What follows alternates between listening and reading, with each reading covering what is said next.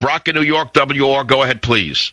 Yeah, I don't believe anybody, but I have a rhetorical answer to your question, which would be that the idea is that people need to consume, and supposedly the economy expands. Remember, after 9/11, Rudy Giuliani said, go out, have some dinner, go out and buy something. So they mistakenly believe that somehow this will expand the economy. That's what they say, but this is not necessarily the case. Well, the idea was trickle down prosperity, but as I defined it during the campaign, what Obama is bringing to America is trickle-up poverty. I defined that term. I gave it to John McCain to run with it. He could have won the debate by saying, Obama, your policies have been tried before. If he didn't want to use the Marxist word, he was afraid of it, McCain, because he was afraid of telling the truth. Your policies are nothing but trickle-up poverty. Would have been the end of the election. Well, but that's what we're seeing here. This is trickle-up poverty. Another question for you, though. Yes. You said that this country was founded on Christian principles, ultimately based on Judaic principles. Now, as far as I know, in the New Testament, it says if you get hit, you should turn the other cheek. And also Jesus is quoted as saying, it is easier for a camel to pass through the eye of a needle than for a rich man to get into heaven. So I don't know where you got the idea that this country was founded on such principles. Well, because you don't understand turn the other cheek. I have had professors of divinity, professors of theology, Christian experts discuss this in great detail. It doesn't mean you perennially turn the other cheek. In other words, otherwise you wind up dead. You wind up a piece of chopped meat. Thing with the camel. Where does the Bible say you shouldn't protect yourself? Can you find it anywhere, Brock? A camel to pass through the eye of a needle. Then right, I read that last week on the show. I've quoted it many times. Look what it got Jesus. Question, Michael. I mean, look what it got him, that statement. It got him very far. Yeah, what else? The idea supposedly it was founded on these principles. I have one last question for you. Yes, but wait a minute. Just because a nation is founded on principles doesn't mean it follows a chapter and verse every second of the day. That was their faith. It doesn't mean it was their action. I mean, understand there's a little difference between faith and action, or faith and daily living. You understand that? You could be a great believer in principles and believe in God and still recognize that you have to do certain things to survive. Most nations abandon their principles when it becomes convenient for them to do so. That's obvious. I understand that. I understand all of that. Nothing's we don't live in a petri dish. Where is the Marxism? Marxism is expropriation of private property. Marxism is nationalization of industry. Hold. Appropriation of private property. What would you call taking the taxpayers' money and spending it on boondoggles? Is that not appropriating property? Money is property, Brock. Of course. You said yourself... Well, don't go over it like I didn't say anything. I did answer your question. Of course he's not seizing my farm, so to speak. But he's seizing my income. That's why I'm opposed to high taxation. That, to me, is Marxism to begin with. You know, this graduated income tax is utterly unfair. Why should I be rewarded in the negative for earning more money? Tell me how that works. Money goes to Goldman Sachs and the automakers, Michael. Where is the socialism? Whoa, now you're changing the argument. You just changed the discussion. You're telling me Goldman Sachs is a classic capitalist organization, Brock? Yes, of course. It is not a capitalist organization by any means. The Goldman Sachs that you are looking at is a new form of capitalism. It is a fascist capitalism. It has seized all reins of power by putting their own men into the treasury and, in a way, in reverse engineering, taking the treasury upon itself as though it owns it. Goldman Sachs is not a traditional capitalist enterprise in the sense of laissez-faire capitalism. It is something new entirely. This is fascist capitalism. They have, in essence, perverted the word capitalism itself. The big three automakers. What's the question about them? They're also receiving money. The money is being redistributed from the middle class to the big three automakers to corporate America. Where's the socialism, Michael? Where's the socialism? Again, they're appropriating the property of the middle class. If the middle class were asked, do you want to bail out Chrysler, for example, which is, by the way, owned by a private equity group, not by a corporation in the sense that you are talking about, it's money going into the hands of, again, capitalist fascists who are seizing it from the middle class. This is a very unique situation here, Brock. Chrysler is owned by a private equity group. They're taking the money from the people, they're appropriating the private property of the people, and giving it to a private equity firm. It's the same with Goldman Sachs, who took the money from the Treasury into the hands of the private sector, meaning their own pockets. That's appropriation. Okay.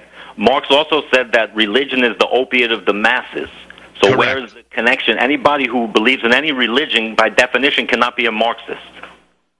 So what is your point? My point is that Obama, if he's a Christian or a Muslim or whatever he is, he cannot be a Marxist because he claims at least, or you're saying that he's just... Well, wait a minute, Brock, wait. You think that the driving force in Obama's life is religious, or do you think it's political? No, it's political, obviously. All right, well, let's take it a step at a time. We're having a reasonable discussion. We're not fighting. We're not arguing.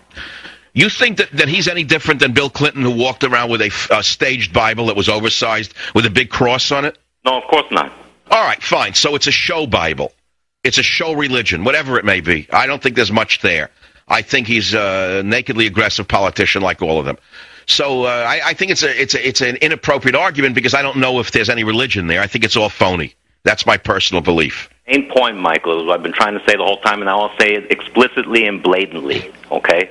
There is no Marxist revolution in this country, you understand? Because the capitalist class in this country will not allow such a revolution. If Obama tries to do even a fraction of what you claim he's going to do, they will dig up his coke dealer or somebody from the past. Do you understand what I'm saying? They will discredit him in one way or another. He will But I think you're wrong. I think you're not reading the tea leaves correctly. Let us go back to the beginning. You're a man who is apparently knowledgeable. Do you know what Fabian socialism is, Brock? I've heard the expression, but I can't say that I know what it is exactly. All right, fine. At least you're willing to say that. Let me explain what it is. The Fabian socialists realize that you cannot bring about a socialist revolution through violence. It doesn't work. It backfires. You have to do it by increment and through peaceful means. And you have to do it incrementally and slowly. I did not say that he is a Marxist. I said these are neo-Marxists. That was my exact definition of the Obama regime.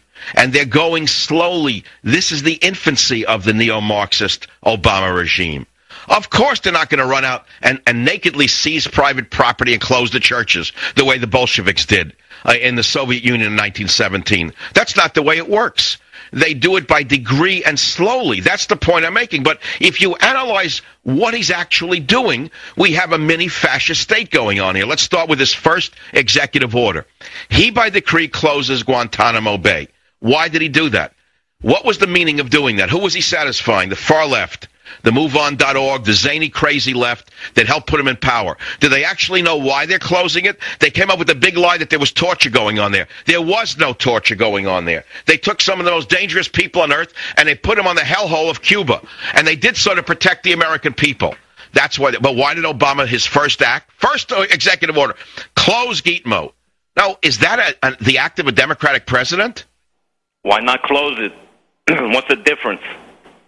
Well, now you're starting to get rhetorical with me. What do you mean, why not close it? Was this voted upon? Did the Senate debate the merits or the dismerits of closing the Guantanamo? Were they discussed so the American people can listen to this? Like, if you close it, where do the prisoners go? No, it was done by decree. That's fascism.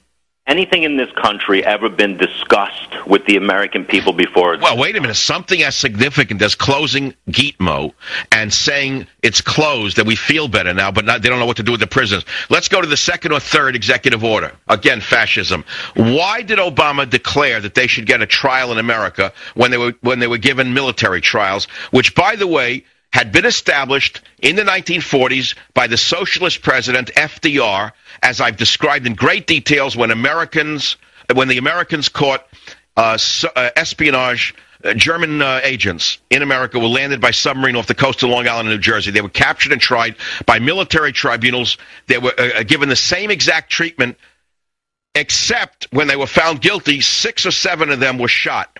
They were not afforded trials, and they were not given constitutional protections. That was under FDR, a socialist president. Why would Obama grant them constitutional rights? I have no idea. Except to cater you have no idea. Again, this is the act of a despot who just does it by decree. There was no discussion. There was virtually no discussion.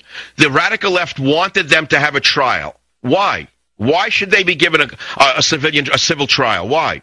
There is no radical left in this country. This is an illusion that is created by people like you. Oh, come on. Now you're pulling my leg. Ruth Bader Ginsburg is not a part of the radical left? There is no left wing in this country, Michael. Oh, come on. Now, Brock, now I know you're just trying to discredit me, but you're not doing a very good job. There's no radical left in this country. Okay. Where is there a radical left, Brock?